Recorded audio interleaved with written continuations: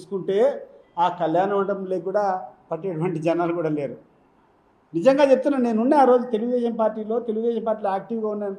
విపరీతంగా మేము మా వాళ్ళందరినీ మొబిలైజ్ చేసి తీసుకొని వస్తే పట్టక ఒక 1000 మంది కూడా కెపాసిటీ కళ్యాణ మండపం నిండాలంటే కష్టంగా ఉండేది.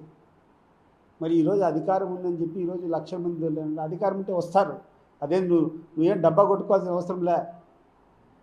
అది బలుపు కాదు, వాపు.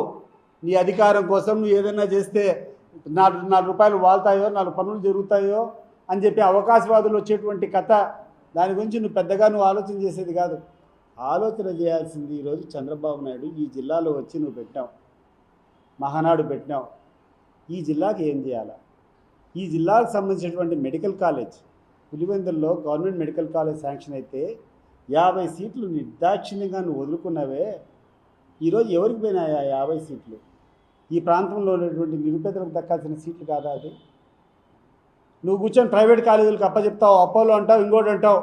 ఈరోజు అపోలో కాలేజీలో డొనేషన్ ఎంత తెలుసా మీకు? ఒకసారి హైదరాబాద్లో పోండి, ₹1,00,00,000 పైన డొనేషన్ కట్టాలా? డొనేషన్ కట్టాలా? పోస్ట్ గ్రాడ్యుయేషన్ పోతే 3 కోట్లు 4 కోట్లు పోస్ట్ గ్రాడ్యుయేషన్కి సీట్లు కావాలంటే 4 కోట్లు డొనేషన్ కట్టాలా?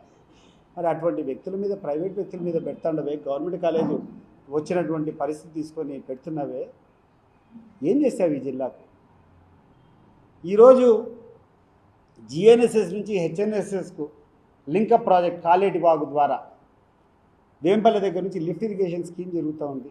ఆల్మోస్ట్ అంతిమ దశలో ఉంది. ఈ ప్రభుత్వం పోయినప్పటి నుంచి పనులు